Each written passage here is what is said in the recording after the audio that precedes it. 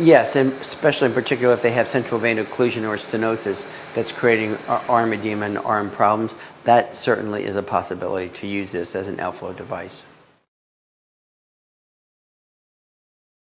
The major benefit is not being catheter dependent, being able to move on with a normal life, taking showers, taking baths, and having shorter dialysis times. And many of the patients who've had needed repeated catheter changes, repeated problems with their catheters, really see the benefit of having as normal a life as they could.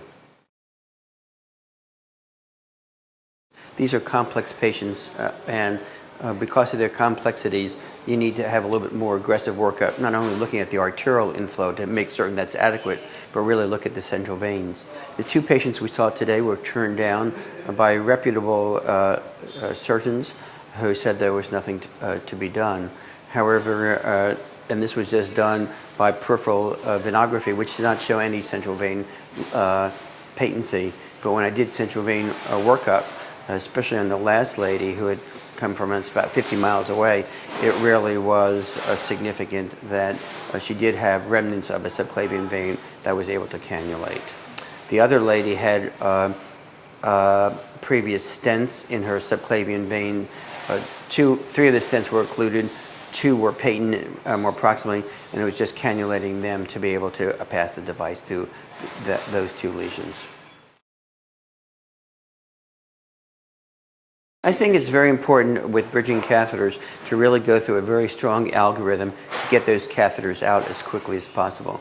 Bridging catheters could be potential seeding for the device. So I will see both these patients in 2 weeks, make certain everything is okay, and then have them start cannulating it so I can get those catheters out within 3 weeks from the procedure.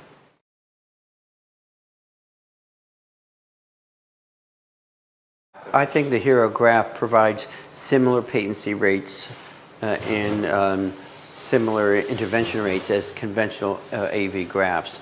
It's no better, it's no worse.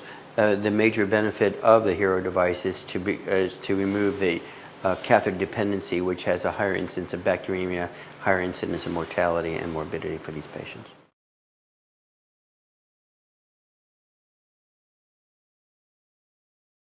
Many, central vein stents don't last very long. There's a lot of data suggesting that many of these patients have repeated angioplasties every 3 to 5 months because of recurrent stenosis or stent fracture. The similar patency rates and intervention rates are similar to graft, recurring about 1.4 interventions per year.